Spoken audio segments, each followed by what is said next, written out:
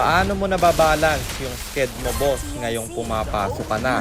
Unang-una, dapat wala kang jowa at abangan nyo sa dulo ng video na to dahil doon natin yan pag-uusapan. At para naman sa mga bago lang sa page, ang ginagawa po nating content ay 1 game per day, solo, rank, game. At ang goal natin sa content natin na to ay mag 100 win streak.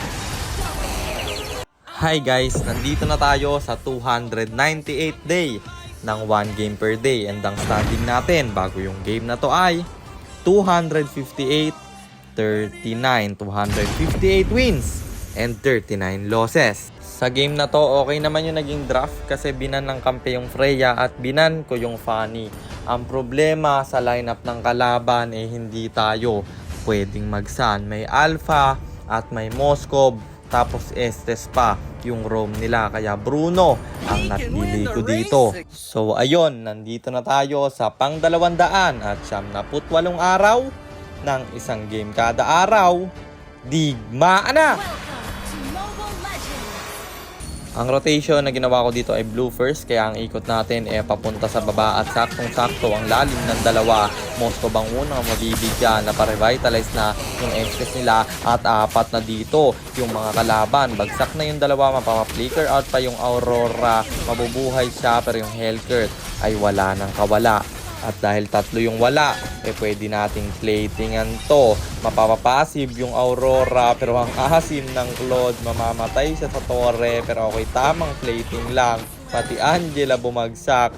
Habulin sana ng Cyclops pero di niya na inabutan at naka-out pa yung Aurora doon. Sinimulan ng kalaban yung first turtle dito pero ko-contest tayo, napa-ulti na yung Hellcurt nila. Cyclops ang unang mabibigyan, sumunod na rin yung Angela. Hellcurt dito wala ng ultimate at ang ganda ng talon ng Gatot Kacha. Bagsak yung retry holder nila pero hindi pa rin papayag yung mga kalaban. Gusto nilang bumawi at tayo ihahabulin. Alpha dito, may ultimate pa ba? Mukhang wala na pero na-reset yung Lord. O may ulti pa pala siya. Tinapian ng Angela yung Gatot namin pero siya pa yung mabibigyan at buti na lang lumapit sa akin yung turtle, hindi na reset, kaya kami ang makakakuha nito. Bagsak rin yung Aurora kaya 2 kills at isang turtle ang ating nakuha. Bibigyan ko nga sana sa baba yung Moskov pero Estes ang chumekbus at sobrang lambot niya na ultihan ko pa at tayo ay killing spree na.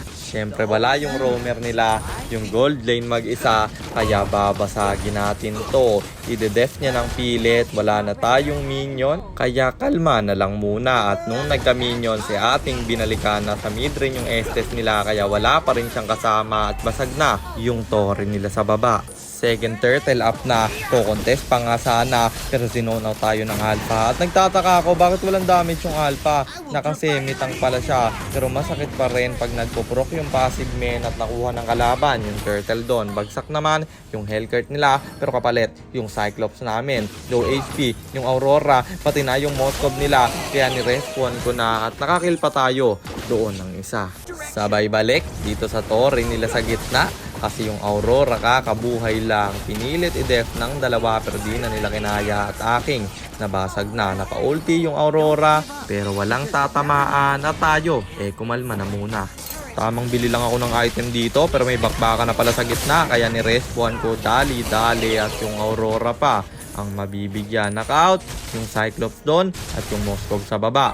Masyadong malalim kaya alam nyo na ang ating gagawin. Papasukin ko yan. Buti na lang may sapi pa yung Angela at bagsak yung Moskov nila. Dito ang tapang ko kasi nga may sapi tayo at yung Hellcurt pa ang mabibigyan. 8-0-3 na tayo dito kaya ang hirap na nitong pigilan.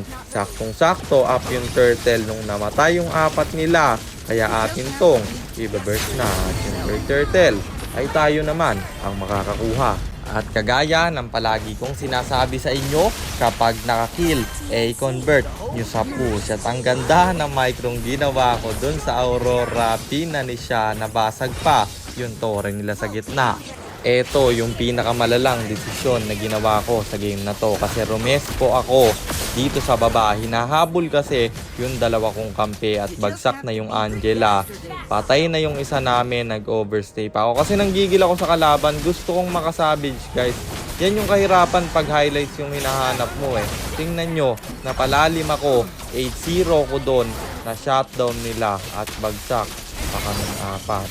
Kulod lang ang nabuhay at grabing gold yung nakuha nila sa akin doon. At sabi ko dito sa Angela, sa akin na lang siya sumapi para tayo ay makabawi.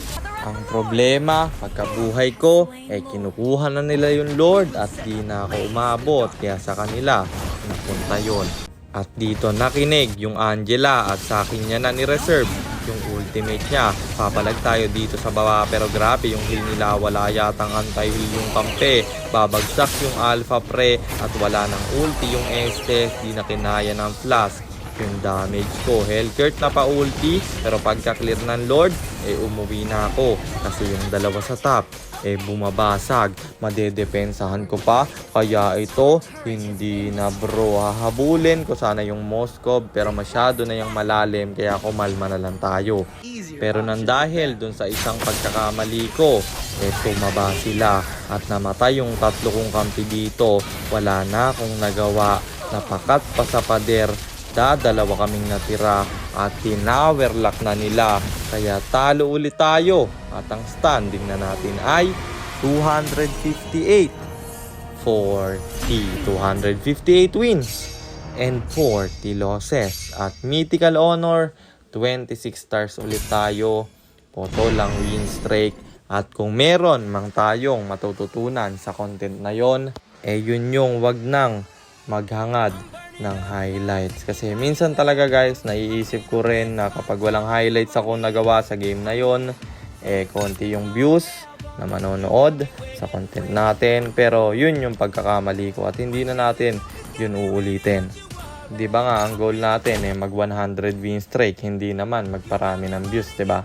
Nawala ako sa focus doon. Pasensya na guys, babawi ulit tayo next game at pipilitin kong maabot yung 100 win streak na yan. At sagutin na natin yung katanungan ni Idol.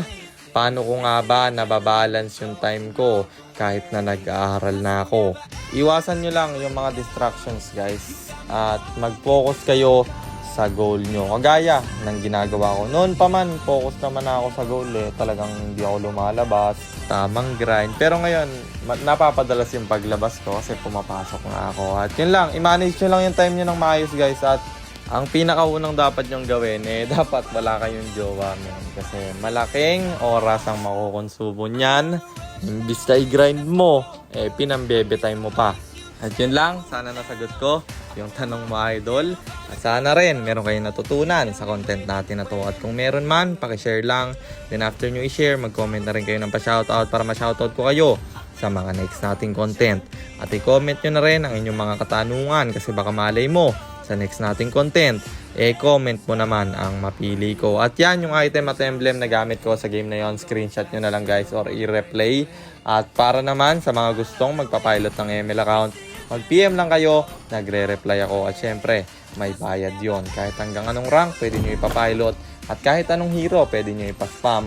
Basta may additional payment pag magpapaspam kayo ng hero. At yun lang guys, sana nag-enjoy kayo sa content natin na to. At shoutout sa iyo CJ Mahusay Moncada, kay Ron Baterzal, kay John Randel, kay Kian Tepan Estrera, kay Luis Catiil, at kay Jedrick Sanchez. Maraming salamat sa suporta nyo guys. Ingat kayo palagi. God bless. Paalam!